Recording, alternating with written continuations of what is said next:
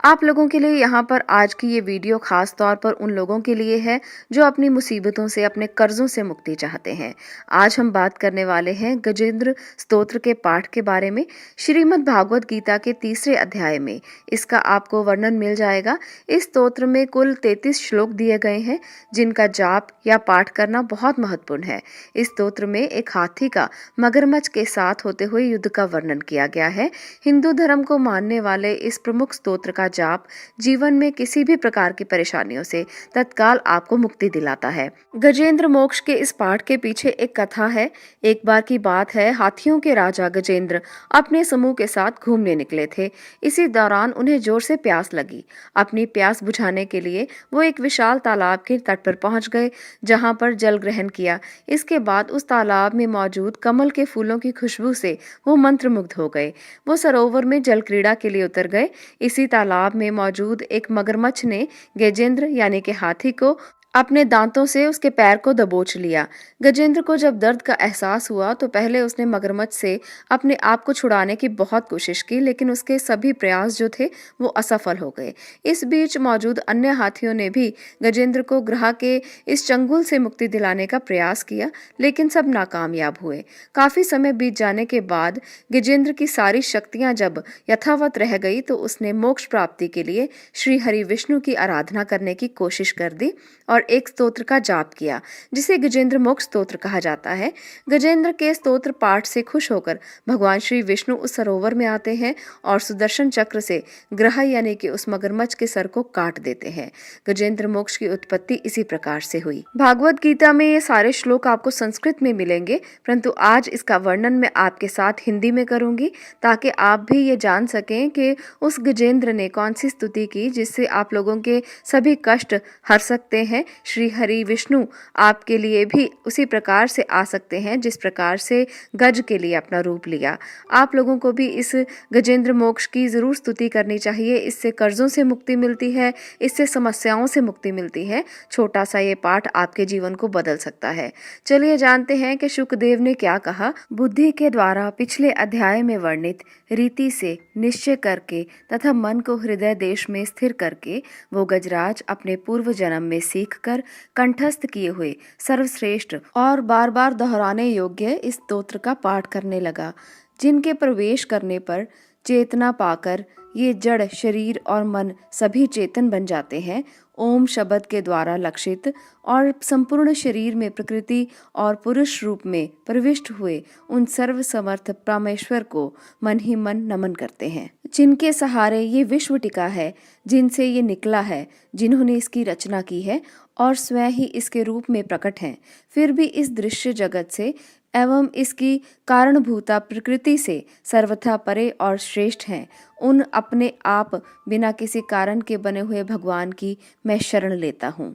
अपने संकल्प शक्ति के द्वार अपने ही स्वरूप में रचे हुए और इसीलिए सृष्टि काल में प्रकट और प्रलय काल में उसी प्रकार अप्रकट रहने वाले इस शास्त्र प्रसिद्ध कार्य कारण रूप जगत को जो अकुंठित दृष्टि होने के कारण साक्षी रूप से देखते रहते हैं, उनसे लिप्त नहीं होते, वे चक्षु प्रकाशकों के भी प्रकाशक प्रभु मेरी रक्षा करें। समय के प्रवाह से संपूर्ण लोकों के और ब्रह्मादि लोकपालों के पंचभूत में प्रवेश कर जाने पर तथा पंचभूतों से लेकर महत्व पर्यंत संपूर्ण कारणों के उनकी परम करुणा रूप प्रकृति में लीन हो जाने पर उस समय दुर्गय तथा अपार अंधकार रूप प्रकृति ही बच रही थी। इस अंधकार के परे अपने परम धाम में जो सर्वव्यापक भगवान सब और प्रकाशित रहते हैं, वे प्रभु मेरी रक्षा करें।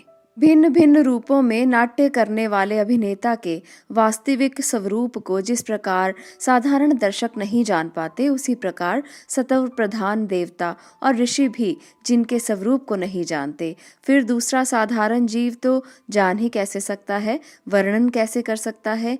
वे दुर्गम चरित्र वाले प्रभु मेरी रक्षा करें। आसक्ति से सर्वदा छूटे हुए, संपूर्ण प्राणियों में आत्म बुद्धि रखने वाले, सबके अकारण हितु एवं अतिशय साधु स्वभाव मुनिगण, जिनके परम मंगलमय स्वरूप का साक्षात करने की इच्छा से वन में रहकर अखंड ब्रह्मचर्य आदि अलौकिक व्रतों का पालन करते हैं, वे प्रभु मेरी रक्षा करें, वे प्रभु ही मेरी गति हैं।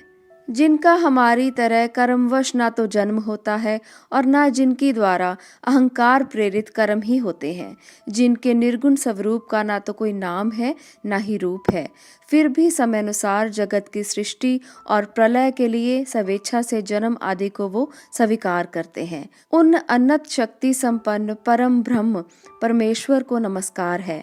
उन प्राकृत आकार रहित एवं अनेकों आकार वाले अद्भुत कर्मा भगवान को बारंबार नमस्कार है। स्वयं प्रकाश एवं सबके साक्षी परमात्मा को नमस्कार है। उन प्रभु को जो नम वाणी और चित्त वृत्तियों से भी सर्वथा परे हैं, बार बार नमस्कार है। विवेकी पुरुष के द्वारा सत्व गुण विशिष्ट निर्वृति धर्म के आचरण से प्राप्त होने योग्य मोक्ष सुख की अनुभूति रूप प्रभु को नमस्कार है। सत्व गुण को स्वीकार करके शांत, रजोगुण को स्वीकार करके घोर और तमोगुण को स्वीकार करके मूढ़ से प्रतीत होने वाले भेद रहित अतएव सदा संभाव से स्थित ज्ञान घन प्रभु को नमस्कार है। शरीर इंद्रिय आदि के समुदाय रूप संपूर्ण पिंडों के ज्ञाता, सबके स्वामी एवं साक्षी रूप को आपको नमस्कार है। सबके अंतर्यामी, प्रकृति के भी परम कारण किंतु स्वयं कारण रहित प्रभु को नमस्कार है। संपूर्ण इंद्रियों एवं उनके विषयों के ज्ञाता, समस्त प्रतीतियों के कारण रूप संपूर्ण जड़ प्रचंड एवं सबकी मूलभूता अविद्या के द्वारा सूचित होने वाले तथा संपूर्ण विश्व में अविद्या रूप से भासने वाले आपको नमस्कार है। सबके कारण किंतु स्वयं कारण रहित तथा कारण होने पर भी परिणाम रहित होने के कारण अन्य कारणों से विलक्षण कारण आपको बारंबार नमस्कार है। संपूर्ण वेदों एवं शास्त्रों के परम तात्पर्य, मोक्ष रूप एवं श्रेष्ठ पुरुषों की परम गति भगवान को नमस्कार है। जो त्रिगुण रूप काष्ठों में छिपे हुए ज्ञान रूप अग्नि है, उक्त गुणों में हलचल होने पर जिनके मन में सृष्टि रचने की ब्रह्मावृत्ति जागृत हो उठती है तथा आत्म तत्व की भावना के द्वारा विधि निषेध रूप शास्त्र से ऊपर उठे हुए ज्ञानी महात्माओं में जो स्वयं प्रकाशित हो रहे हैं, उन प्रभु को मैं नमस्कार करता हूँ। मुझ जैसे शरणागत पशु तुल्य जीवों को अविद्या रूप फांसी को सदा के लिए पूर्ण रूप से काट देने वाले, अत्यधिक दयालु और दया करने में भी आलस्य ना करने वाले नित्य मुक्त प्रभु को नमस्कार है। अपने अंश से संपूर्ण जीवों के मन में अंतर्यामी रूप से प्रकट रहने वाले सर्वनियंता अनंत परमात्मा आपको नमस्कार है।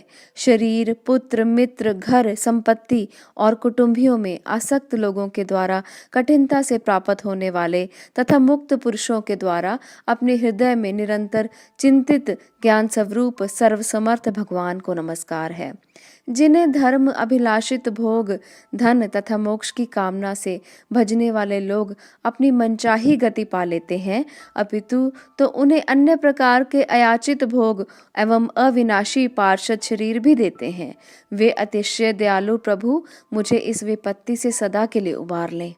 जिनके अनन्य भक्त जो वस्तुतः एकमात्र उन भगवान के ही शरण हैं, धर्म, अर्थ आदि किसी भी पदार्थ को नहीं चाहते, अपितु उन्हीं के परम मंगलमय एवं अत्यंत विलक्षण चरित्रों का गान करते हुए आनंद के समुद्र में गोते लगाते रहते हैं, उन अविनाशी, सर्वव्यापक, सर्वश्रेष्ठ ब्रह्मादि के भी नियामक, अभक्तों के लिए प्रकट होने पर भी भक्ति योग द्वारा प्राप्त करने योग्य, अत्यंत निकट होने पर भी माया के आवरण के कारण अत्यंत दूर प्रतीत होने वाले, इंद्रियों के द्वारा अगम्य तथा अत्यंत दुर्विज्ञ, अंतरहित किंतु सबके आदि कारण एवं सब और से परिपूर्ण उन भगवान की मैं स्तुति करता हूँ। ब्रह्मादि समस्त देवता, चारों वेद तथा संपूर्ण चराचर जीव नाम और आकृति भेद से जिनके अत्यंत क्षुद्र अंश के द्वारा रचे गए हैं, जिस प्रकार प्रज्वलित अग्नि से लपटें और सूर्य से किरणें बार बार निकलती हैं और पुनः अपने कारण से लीन हो जाती हैं, उसी प्रकार बुद्धि, मन, इंद्रियां और नाना योनियों के शरीर, यह गुणमय प्रपंच जिन स्वयं प्रकाश परमात्मा से प्रकट होता है और पुनः उन्हीं में ही लीन हो जाता है, वे भगवान ना तो देवता हैं, ना असुर हैं, ना मनुष्य हैं, ना तिर्यक योनि के प्राणी हैं, ना वे स्त्री हैं, ना पुरुष और नपुंसक ही हैं, ना वे कोई ऐसे जीव हैं जिनका इन तीनों ही श्रेणियों में समावेश हो सके, ना वे गुण हैं, ना कर्म हैं, ना कार्य हैं, ना ही तो कोई कारण है। सबका निषेध हो जाने पर जो कुछ बच रहता है वही उनका स्वरूप है, वे ही सब कुछ हैं। ऐसे भगवान मेरे उद्धार के लिए आविर्भूत हों।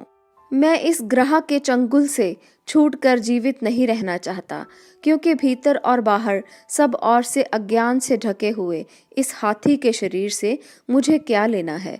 मैं तो आत्मा के प्रकाश को ढक देने वाले उस अज्ञान की निर्वृत्ति चाहता हूँ, जिसका कालक्रम से अपने आप नाश नहीं होता, अपितु भगवान की दया से तथा ज्ञान के उदय से होता है।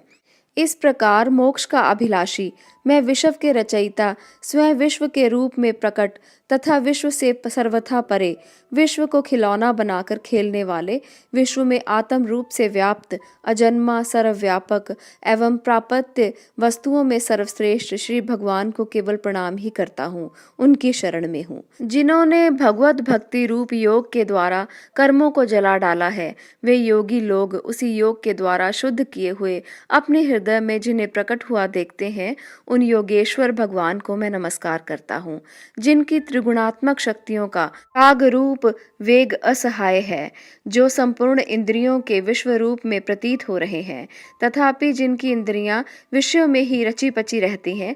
ऐसे लोगों को जिनका मार्ग भी मिलना असंभव है, उन शरणागत रक्षक एवं अपार शक्तिशाली आपको बार बार नमस्कार है, जिनकी अविद्या नामक शक्ति के कार्य रूप अहंकार से ढके हुए अपने स्वरूप को यह जीव जान नहीं पाता, उन अपार महिमा वाले भगवान की मैं शरण में आया हूँ, जिसने पूर्वोक्त प्रकार से भगवान के भेद रहित निराकार स्वरूप का वर्णन किया था।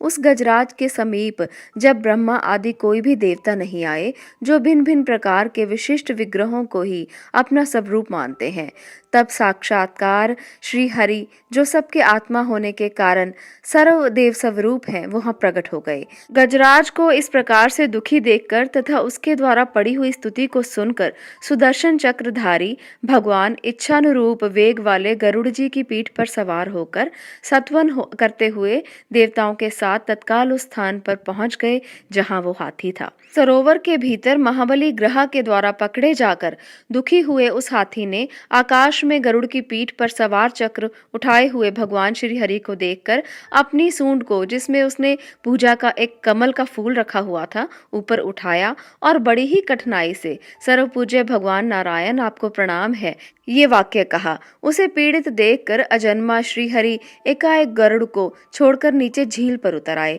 वे दया से प्रेरित हो ग्रह सहित उस गजराज को तत्काल झील से बाहर निकाल लाए और देवताओं को देखते ही देखते चक्र से मुंह चीरकर उसके चंगुल से हाथी को उबार लिया। हिंदू धर्म शास्त्रों के अनुसार जब आप किसी भयंकर मुसीबत में फंस जाएं, तो गजेंद्र मोक्ष के पाठ करने से भगवान विष्णु आपको उस मुसीबत से बाहर निकाल लेंगे, जिस प्रकार से उन्होंने गजेंद्र नाम के गज को मगरमच्छ के मुंह से बाहर निकाल लिया। गजेंद्र मोक्ष स्तोत्र का ये पाठ सबसे अच्छा तब रहता है जब सूर्योदय से पूर्व स्नान करके पूर्व की ओर मुख करके किया जाए। इस मोक्ष का पाठ जो है वो आप करें और आप लोगों के जीवन में जो भी समस्याएं हैं, आपको सबसे मुक्ति मिलेगी। खासकर ये जो पाठ है, इसको करने से कर्जों से मुक्ति मिलती है, ये माना जाता है। तो इसलिए जिस व्यक्ति पर भी बहुत अधिक कर्जा है, वो गजेंद्र मोक्ष के इस पाठ को ज़रूर करें। आज के लिए इतना ही। अगर आपको ये पसंद आया हो तो आप लोग दूसरे मित्रों से, सहयोगियों से और अपने परिवार के सदस्यों से इसे शेयर करें, ताकि वो भी अपने कर्जों से मुक्ति पा सकें। इस छोटे से पाठ से अगर आपको किसी भी तरह की राहत मिलती है तो ये बहुत अच्छी बात है। तो इस पाठ को ज़रूर करें। आप लोगों का इस वीडियो को देखने के लिए बहुत बहुत धन्यवाद।